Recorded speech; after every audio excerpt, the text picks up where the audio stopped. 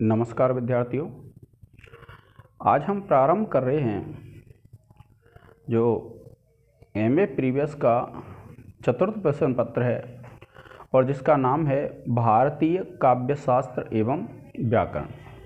और भारतीय काव्यशास्त्र और व्याकरण का जो पेपर है इसमें 20 अंक की व्याकरण आती है विद्यार्थियों। तो आज हम एमए प्रीवियस के लिए व्याकरण को प्रारंभ कर रहे हैं। देखिए, इसका जो सूत्र है, पहला सूत्र है प्रक्रिया भाग का।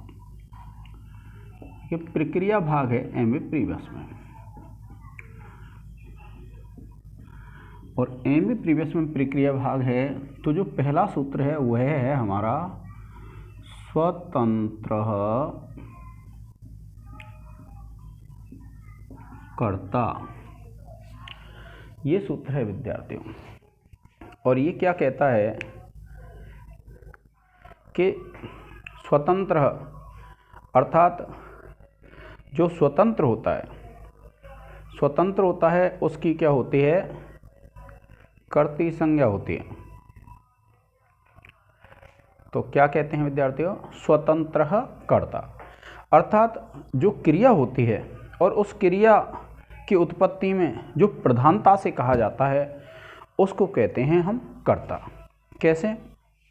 देखिए, जब आप पढ़ते हैं तो क्या है, आपने पढ़ा रामः पुस्तकम पठति। अब हम इसमें पढ़ रहे हैं रामः पुस्तकम पठति। तो आपको पता है यहाँ पर जो क्रिया है वो कौन सी है, पठ क्रिया है, और जिसका अर्थ क्या होता है, पढ़ना होता है। ठीक है विद्यार्थियों। तो इस क्रिया में यानी क्रिया की उत्पत्ति में जो प्रधानता से कहा जाए उसको क्या कहते हैं, हम कर्ता कहते हैं। क्या कहेंगे? देखिए, इसका अर्थ है क्रिया की उत्पत्ति में। क्या अर्थ है? क्रिया की उत्पत्ति में जो प्राधान्येन विवक्षित हो, जो प्राधान्येन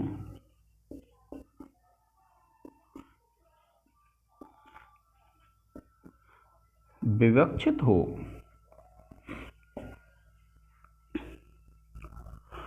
उसे कर्तृ संज्ञा होती है। उसे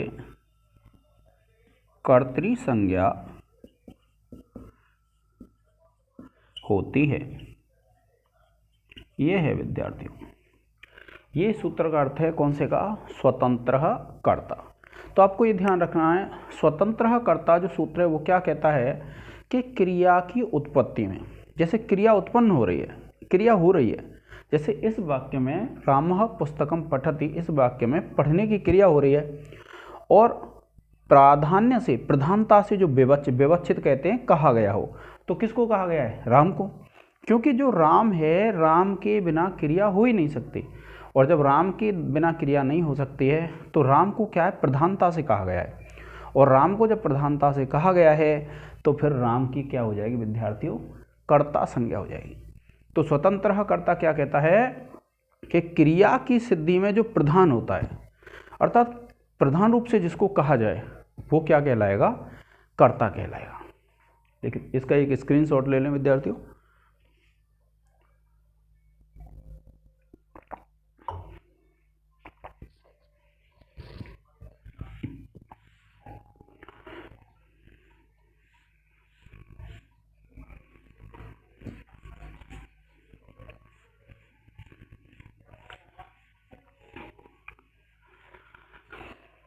अब देखिए, इस प्रकरण में जो दूसरा सूत्र है वह है तत्प्रयोजको हेतुश्च।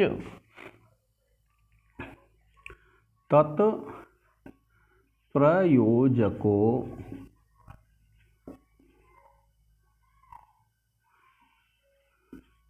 हेतुश्च, यह है विद्यार्थियों। तो इसका जो अर्थ है वो क्या कहते हैं कि कर्ता के प्रयोजक को क्या कहते हैं, कर्ता के प्रयोजक, कर्ता के प्रयोजक को हेतु संज्ञा तथा कर्तृ संज्ञा होती है। यानी प्रवर्तक को हेतु संज्ञा और कर्तृ संज्ञा होती है।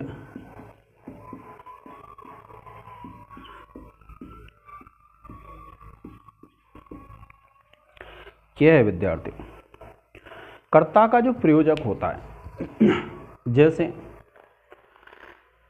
एक तो होता है कर्ता जो स्वयं को कार्य करता है। जैसे मान लीजिए मैं हूँ, मैं पढ़ता हूँ, तो ये क्या हो जाएगा, स्वतंत्र कर्ता हो जाएगा। लेकिन तत्प्रयोजको हेतुश्च सूत्र ये कहता है कि उसका जो प्रयोजक होता है, कर्ता का जो प्रयोजक होता है, उसका कर्ता का जो प्रयोजक होगा, प्रयोजक से तात्पर्य क्या, कर्ता से कोई काम करवाए। जैसे मैं पढ़ता हूँ तो स्वतंत्र कर्ता हो गया। अगर मैं किसी से पढ़वाता हूँ तो प्रयोजक हो जाएगा।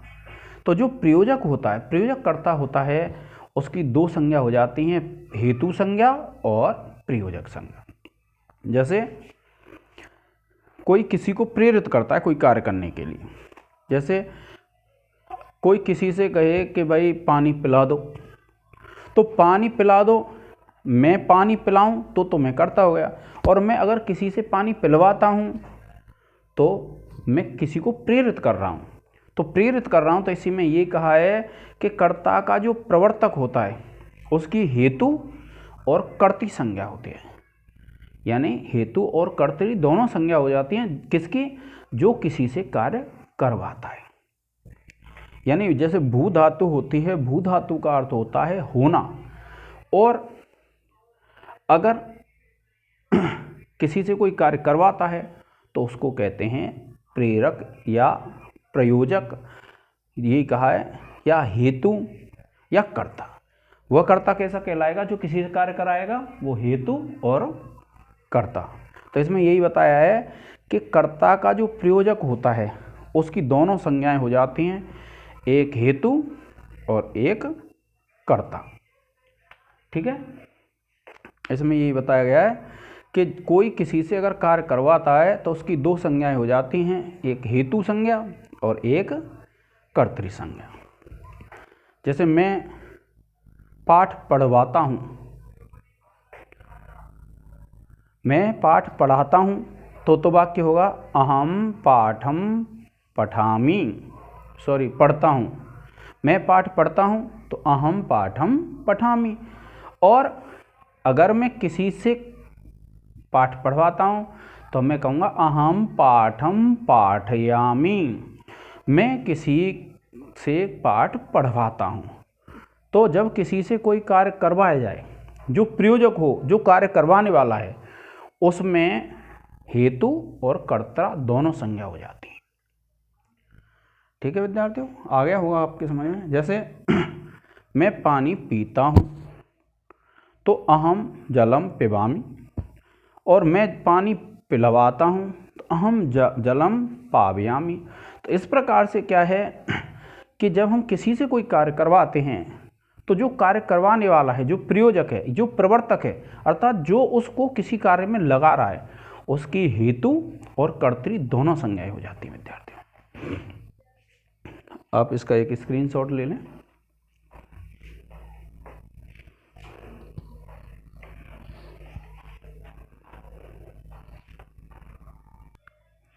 अब देखिए, एक सूत्र है आपका हेतु मति च, यह सूत्र है विद्यार्थियों। यह सूत्र क्या कहता है, प्रयोजक के व्यापार में तथा, क्या कहता है, प्रयोजक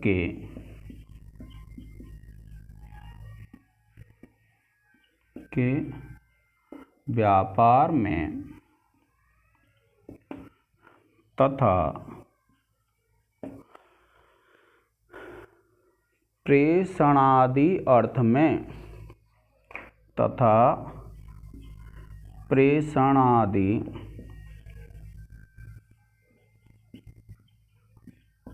अर्थ में धातु से णिच प्रत्यय लगता है।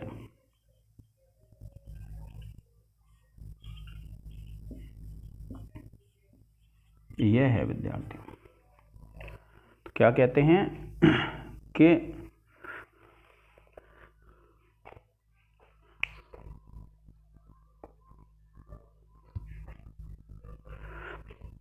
णिच प्रत्यय लगता है।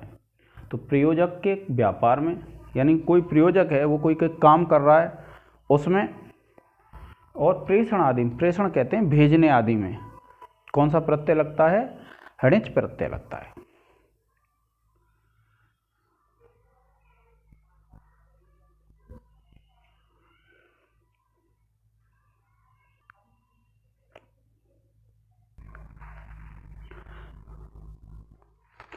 अब देखिए विद्यार्थियों कि णिच प्रत्यय आ जाएगा।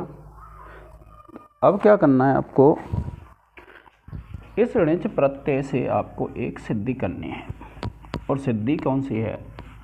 सिद्धि है विद्यार्थियों भावयति की, क्योंकि भवती, भवती माने तो होता है होना, और जो भावयति होता है उससे होता है होवाना, यानी किसी से कार्य करवाना है तो उसका जो रूप बनेगा वो कौन सा बनेगा? आपका भावयति बनेगा। देखिए एक शब्द है भावयति, और इसका जो अर्थ है वो है भवंतम प्रेरयति, यानी आपको प्रेरित करता है। इस अर्थ में, कौन से अर्थ में? प्रेरणा अर्थ में, किसी को प्रेरित करने अर्थ में। जो धातु है उससे कौन सा प्रत्यय लग जाएगा? हेतु मति च सूत्र से णिच प्रत्यय लग जाता है। तो देखिए भवंतम प्रेरयति, यानी आपको प्रेरित करता है। तो इसमें क्या है, आप लिखेंगे भू धातु से आपका णिच प्रत्यय आ जाएगा, और सूत्र लगेगा विद्यार्थियों हेतु मति च, और आप लिखेंगे सूत्र से प्रेरणा अर्थ में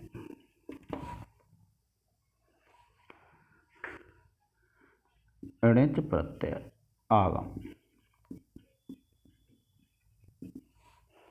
ये हो गया।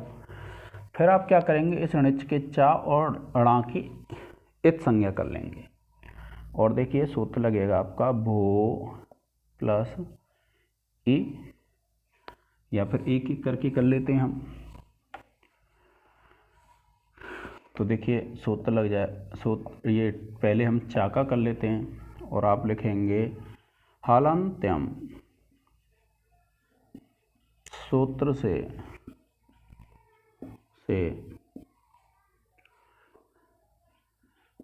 णिच के चकार की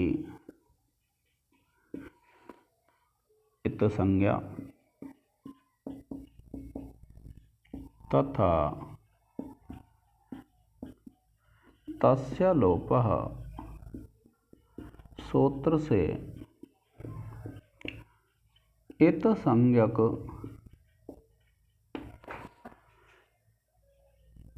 चकार का लोप।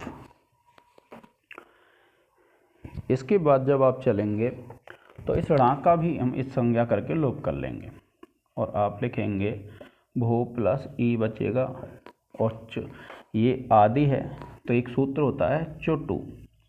चोटू ये कहता है अगर प्रत्यय के आदि में चवर्ग या टवर्ग आ जाए तो उसकी इत संज्ञा हो जाती है।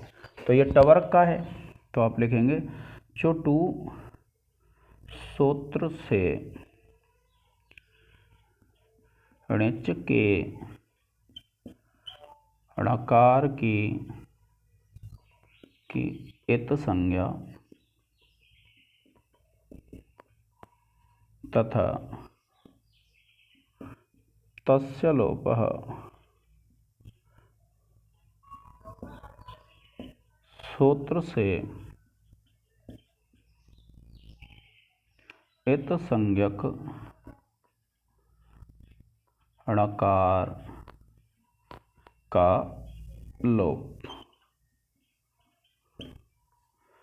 फिर विद्यार्थियों आप इसका एक स्क्रीनशॉट ले लें।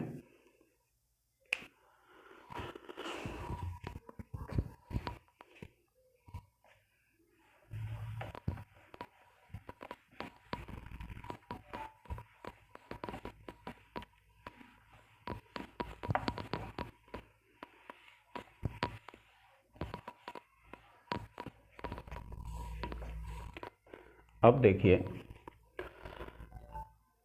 जब ये लोप हो जाएगा तो देखिए इस भू को हो जाएगा भऊ, तो भऊ प्लस अणिच है और सूत्र लग जाएगा आपका अचोणिति। तो आप लिख लेंगे सूत्र से, तो अचोणिति जो सूत्र है विद्यार्थियों, ये क्या कहता है कि अजंत अगर कोई अंग है तो उसको वृद्धि हो जाती है। क्या कहा है कि अगर कोई अजंत है, इसका अर्थ समझ लेते हैं अचोणिति का, कि अगर कोई अजंत है और अगर कोई अजंत है और अजंत अंग के बाद, अंग किसको कहते हैं जिसमें प्रत्यय लगता है। तो जैसे ये अजंत है, भू जो है, भू क्या है अजंत है, और अजंत है, मान लीजिए ये भू प्लस ई है, तो ये क्या है अजंत है। और इसके बाद ऐसा प्रत्यय आ रहा हो जिसमें से ऋणा का या फिर या का लोप हुआ है, तो इसमें से णकार का लोप हुआ है। जब णकार का लोप हुआ है तो इसमें क्या है, ये जो हमारा सूत्र है वो प्रवृत्त हो जाता है। और ये सूत्र क्या कहता है कि ये जो अजंत अंग है उसको क्या हो जाती है, वृद्धि हो जाती है। और ये अजंत अंग है तो इस अजंत अंग को क्या हो जाएगी, वृद्धि हो जाएगी। सूत्र से अजंत अंग को वृद्धि करने पर, अब अजंत किसको बोलते हैं, जिसके अंत में अच होता है, अच अंत, और इसको जोड़ेंगे तो ये बन जाएगा आपका अजंत। यानी जिस पद के बाद, जिस शब्द के बाद स्वर होगा उसको बोलेंगे हम अजंत। तो अजंत अंग के बाद यदि ऐसा प्रत्यय आ जाए जिसमें से या तो णा का या यहाँ का लोप हो रहा है, इत संज्ञा हो रही है, तो वहाँ पर हमारा ये सूत्र प्रवृत्त हो जाता है, कौन सा, अचोणिति। तो अब देखिए अजंत का तात्पर्य जिसके अंत में अच हो। अब ये जो भऊ है और पीछे क्या है, स्वर है, तो यहाँ पर हमारा एक सूत्र आ जाएगा, और जो आपने पढ़ा हुआ है, और सूत्र कौन सा है, एचो अयवायावः। देखिए भऊ है और भऊ को हो जाएगा भाव प्लस ई, और भाव प्लस ई होकर के और सूत्र लगा देंगे आप, एचो यवायावः।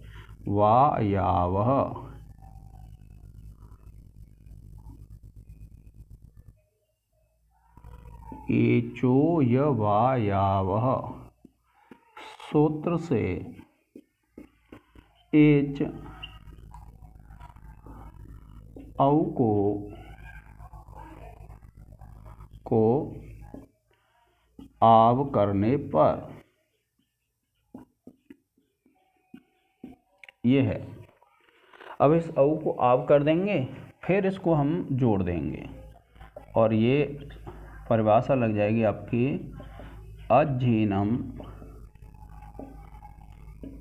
परेण संयोज्यम। इससे संयोग हो जाएगा। इस परिभाषा का अर्थ ये है, देखिए इसका संधि विच्छेद करके देखते हैं तो ये है अचहीनम, इसका संधि विच्छेद है अचहीनम, यानी जिसमें स्वर नहीं है। तो इसमें स्वर नहीं है तो अचहीनम परेण बाद वाले में, हीनम परेण संयोज्यम, यानी जिसमें स्वर नहीं होता है उसको हमें बाद वाले में जोड़ देना चाहिए। ये कौन कहता है? हमारा यह सूत्र कहता है। अब देखिए इसको हमने जोड़ दिया, जब इसको जोड़ देंगे तो इसकी हो जाएगी, फिर करेंगे हम इसकी धातु संज्ञा, और आप सूत्र लिख लेंगे सनाध्यंता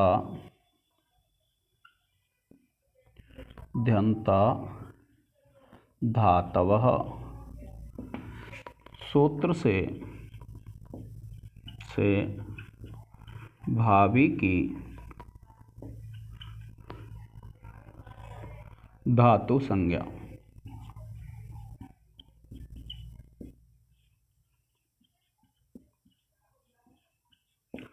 ये हो जाएगा, क्योंकि ये जो सनाध्यंता धातव सूत्र है वह क्या करता है? धातु संज्ञा करता है। तो ये जो पूरा बना है शब्द हमारा भावी, और इस भावी जो शब्द है इसकी क्या हो जाएगी? आपकी धातु संज्ञा हो जाएगी। अब धातु संज्ञा हो जाएगी, इसके बाद जैसे हमने तिगंत प्रकरण में किया था उसी प्रकार से आपको सिद्धि करनी है। जैसे आपने बीए फाइनल में करके आए हैं आप तिगंत प्रकरण में, उसी प्रकार से आप इसकी सिद्धियां करेंगे। तो देखिए क्या है, जैसे हम लिखते हैं, मान लीजिए भावी प्लस लट, और सूत्र लग जाएगा आपका वर्तमाने लट।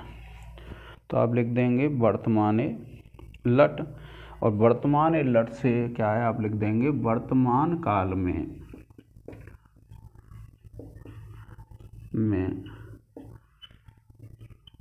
लट आगम। अब उसके बाद क्या करना है आपको? लट के टा का लोप करना है और आ का भी लोप करना है। तो आप लिखेंगे भावी प्लस ल, और सूत्र लिख देंगे हलंत्यम, सूत्र से लट के टकार की इत संज्ञा तथा तस्य लोपः,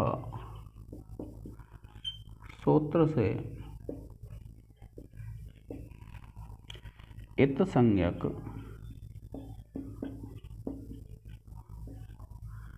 टकार का लोप। फिर आपको क्या करना है? ये जो ला है, इस ला में से आ का लोप करना है विद्यार्थियों। क्या करना है? ला में जो आ विद्यमान है उस आ का लोप करेंगे। तो देखिए आप लिखेंगे भावी प्लस ल, और सूत्र लिखेंगे आप उपदेश से जनु नासिक इत। तो ये सूत्र क्या कहता है विद्यार्थियों कि उपदेश अवस्था में जो विद्यमान अनुनासिक अच होता है उसकी इत संज्ञा हो जाती है। तो देखिए आप लिखेंगे सूत्र से लट के अकार की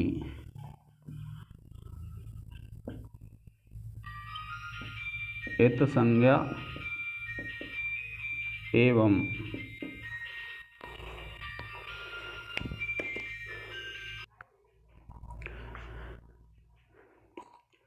अब इसके बाद क्या है? लट के आकार की इस संज्ञा एवं तस्य लोपः, सूत्र से इत संज्ञक टकार का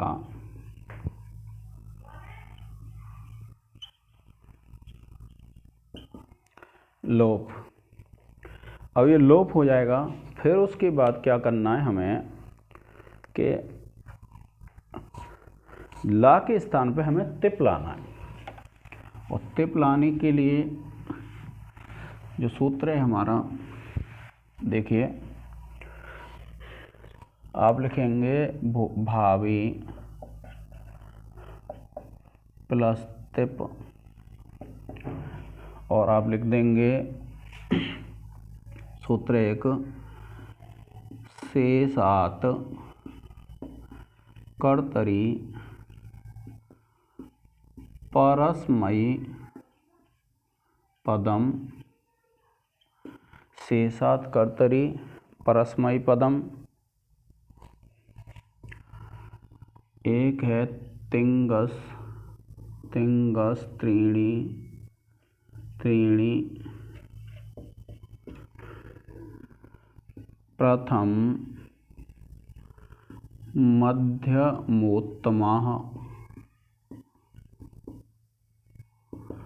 एक है तान एकवचन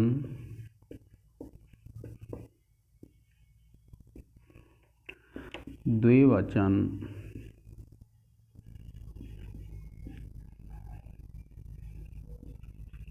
बहुवचनान्येकशः।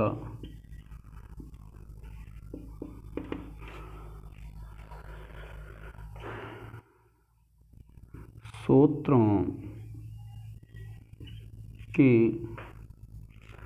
सहायता से एक सूत्र है विद्यार्थियों, तिप तस झी, ये आपको पूरा लिखना है। सूत्र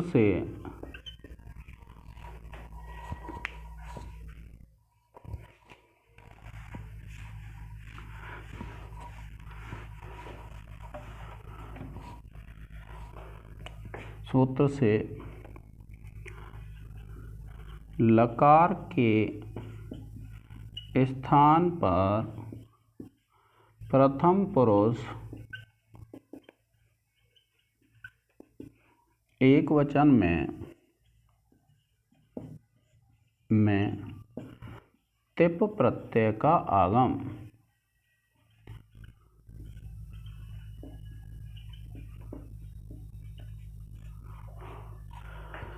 अब ये तिप प्रत्यय का आगम हो जाएगा।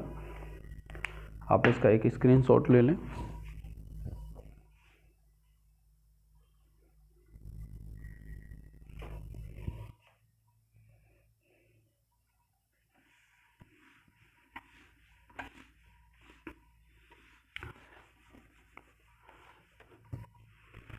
फिर इसके जो आगे की स्थिति है, फिर आपको क्या करना है, ये जो तिप है इसकी सार्वधातुक संज्ञा करनी है, और आप सूत्र लिखेंगे तिंग सित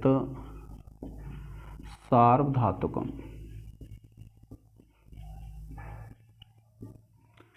तो तिंग सित सार्वधातुकम, इस सूत्र का अर्थ ये है कि या तो तिंग प्रत्यय हो, तिंग प्रत्यय आप जानते हैं तिंग कौन से हैं, 18 प्रत्ययों को तिंग प्रत्यय कहते हैं, या फिर सित जिसमें से सकार का लोप हुआ हो तो उनको क्या कह देते हैं, सार्वधातुक कह देते हैं। तो सार्वधातुकम सूत्र से तिप की सार्वधातुक संज्ञा करने पर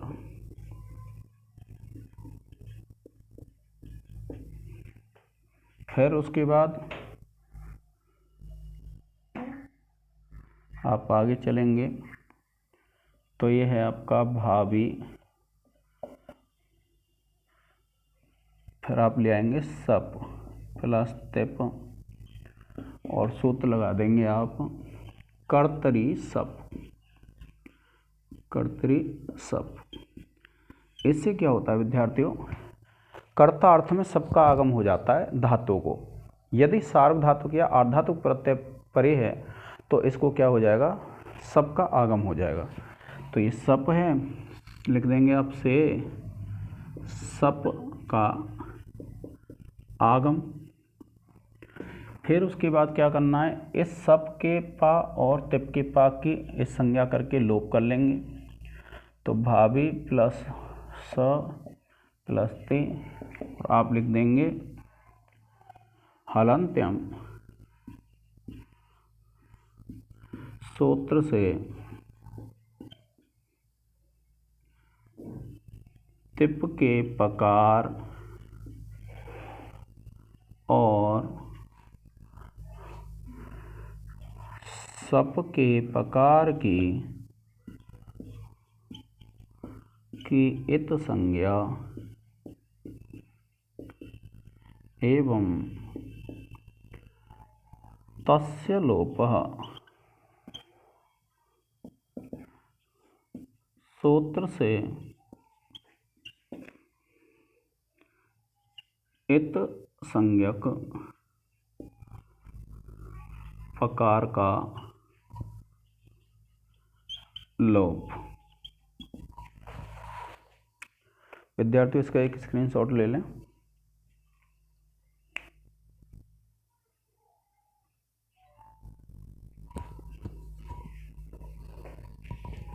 अब देखिए इसके बाद फिर आगे बढ़ते हैं।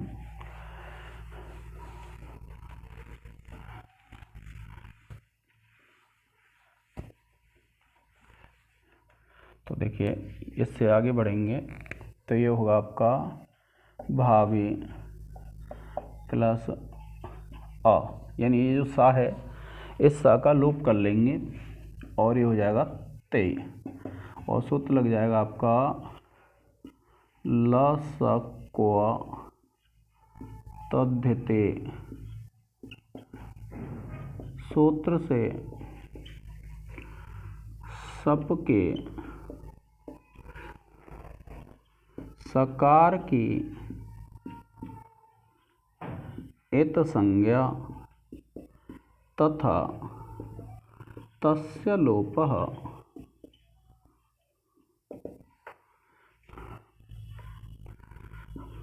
सूत्र से इत संज्ञक सकार का लोप। अब देखिए ये जो सकार है वह सित है। सित किसको कहते हैं? जिसमें से सा की इत संज्ञा हो जाती है उसको कहते हैं हम सित। तो ये जो सित है, अब ये सित है तो अब इसकी पुनः हम इस सब की क्या करेंगे? सार्वधातुक संज्ञा करेंगे। वो आप लिखेंगे भावी प्लस सप का आ और ते, और सूत्र लगा देंगे आप तिंग सित सार्वधातुकम।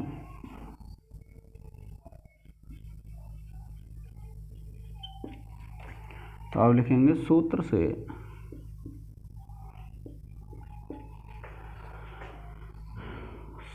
सप की सार्वधातुक संज्ञा करने पर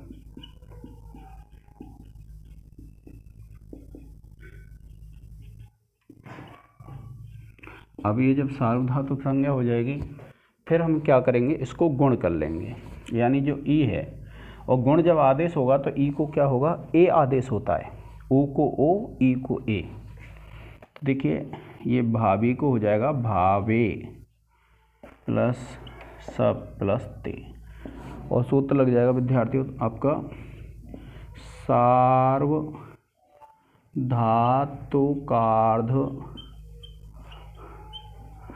धातुकयोः सूत्र से इगंत अंग को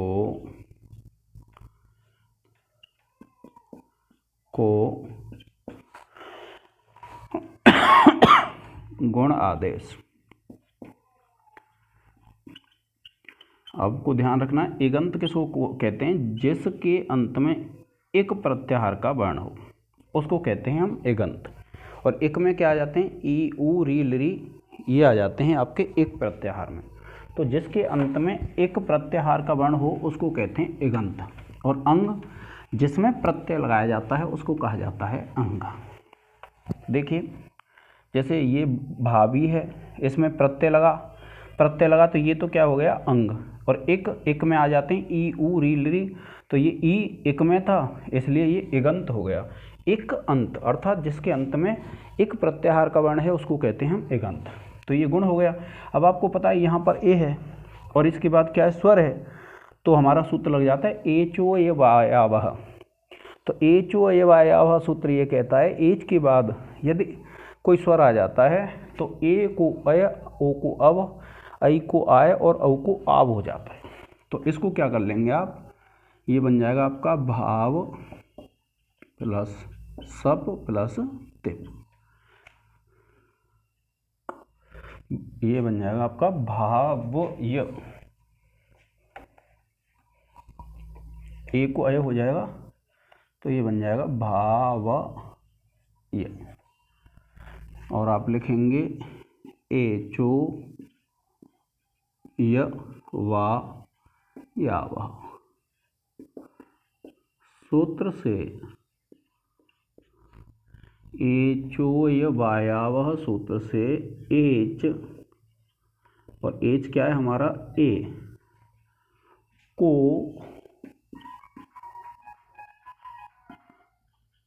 आय आदेश करने पर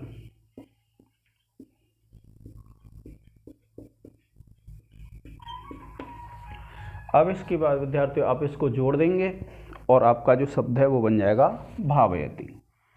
आप लिख देंगे भावयति, क्योंकि ये जो आ है ये इसमें जुड़ जाएगा, और जोड़ के आप लिख देंगे अज्जीनम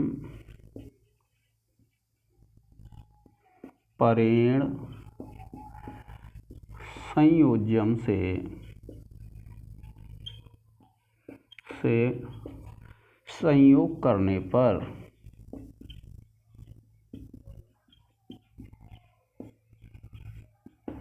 इस प्रकार विद्यार्थियों आपकी जो सिद्धि है वह भावयति की सिद्धि पूर्ण हो जाती है। तो ये प्रक्रिया भाग है विद्यार्थियों, एमए प्रीवियस का पहला लेक्चर है ये, और प्रक्रिया भाग को आपको बहुत अच्छी तरह से कर लेना है क्योंकि अत्यंत महत्वपूर्ण टॉपिक होता है हमारे व्याकरण में। जो आपके साथी एमए संस्कृत से कर रहे हैं, जो असिस्टेंट प्रोफेसर और नेट की जो परीक्षा दे रहे हैं, उन सभी के लिए यह अत्यंत महत्वपूर्ण टॉपिक होता है। उसके बाद जितनी भर ये हमारा टॉपिक चल रहा है वो सब assistant professor, first grade lecturer आदि के लिए, टीजीटी पीजीटी के लिए अत्यंत महत्वपूर्ण टॉपिक है। इसलिए जो भी साथी आपके इस विषय से संपर्क में हैं, आप उनके लिए इसको शेयर कर दें और सब्सक्राइब कर लें, जिससे क्या है नई जो वीडियो आपके लिए डाली जाए वो आपको शीघ्र से शीघ्र प्राप्त हो जाए। तो आज के इस लेक्चर में विद्यार्थियों इतना ही। जय हिंद, जय भारत।